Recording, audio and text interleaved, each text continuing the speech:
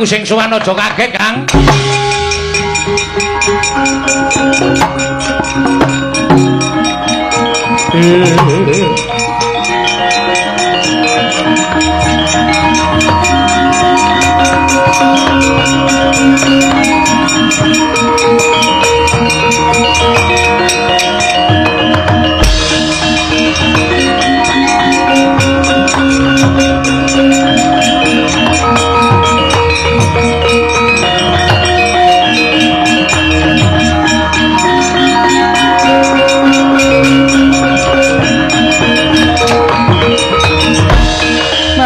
Mobang wangaruna kadinetran nggorapo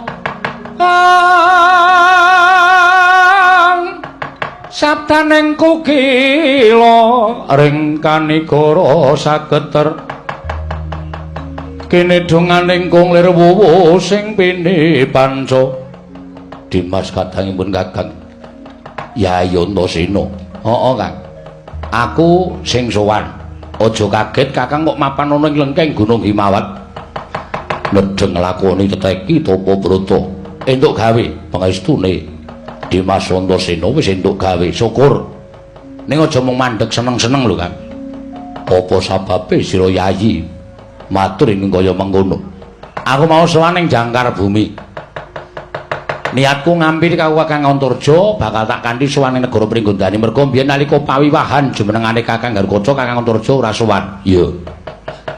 Aku wedi nek dadi rasananing para pepunden, wedi nek dadi kira Kakang Antarja kuwi duwe pambegan meri karo kamuktene Kakang Garkaca. Barang aku tekan Jangkar Bumi, aku nganti karo Kakang Antarja ning Kakang Antarja ora gelem. Merga ning kono ana Hyang Durna karo Hyang Patih Sengkuni. Mbok menawa wis diblithuk diwalik tingale karo Hyang Durna. Tumuli aku budal dhewe pengajap arep sowan pepunden Pandhawa. Dioyak Kakang Antarja. Ana ing dalan aku dijotosi karo Kakang Antarja dijaluk aja nganti sowan ning Amarta. Malah yen perlu wani karo Kanjeng Rama Werkudara. Suwe ning suwe carane cacing iku pidak menungso ngolet ora ngrasake lara ning butuh males. Aku ya menungso. Nek diantemi saben dina diantemi terus rasaku ya lara, mula aku males dadi perang.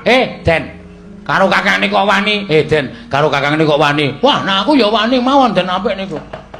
Kok beda dhewe to kok senengane. Wong iki penderiane dhewe terus. Aku ora kowe ya ora wedi. Oh. Ada? Ayo. Samleke bojoku tok bae. Balekke piye? Balekke dengkulmu.